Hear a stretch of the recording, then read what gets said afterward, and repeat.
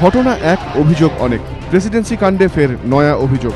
শুক্রবার রাতে জোড়াসাঁকো থানায় তৃণমূল নেতা পার্থ বসু ও টিএমসিপি নেতা তমগ্ন ঘোষের নাম উল্লেখ করে লিখিত অভিযোগ দায়ের করেন প্রেসিডেন্সি ছাত্র দেবর্ষী চক্রবর্তী।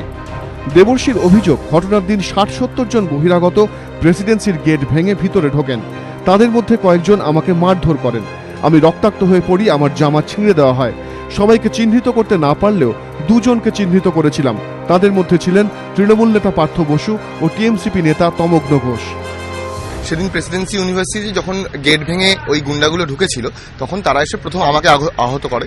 পুরো গুন্ডা বাহিনী থেকে আইডেন্টিফাই করা সম্ভব হয়নি। ইভেন যারা আমাকে হিট করেছিল তাদেরকে খুব আইডেন্টিফাই করা সম্ভব হয়নি। যাদেরকে আমরা আইডেন্টিফাই করতে পেরেছিলাম তাদের মধ্যে ছিলেন তমগ্ন ঘোষ এবং পার্থ বসু, তৃণমূল কাউন্সিলর। তো এদের নামে তাদের নামটা জিডিতে রয়েছে।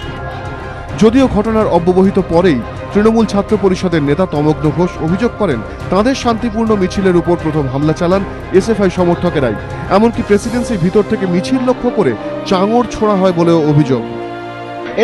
এসএফআই অতর্কিত হামলায় আমাদের কয়েকজনের মাথা ফেটে গেছে এবং কে বা কোথায় ইট মেরেছে তাদের যদি আইডেন্টিফাই আমরা করতেই পারতাম। একটি সবুজ জামা পরা ছেলেকে আমরা আইডেন্টিফাই করেছি।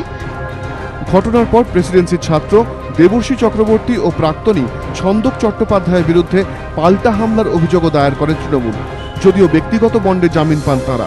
মিথ্যে মামলার অভিযোগ তোলেন প্রেসিডেন্সির পড়ুয়ারা।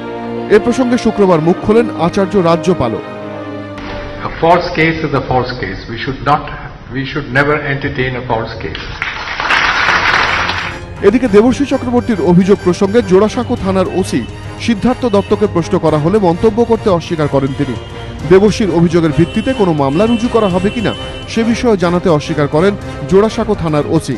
রাজস্বী দত্তগুপ্ত, এবিপি আনন্দ, কলকাতা।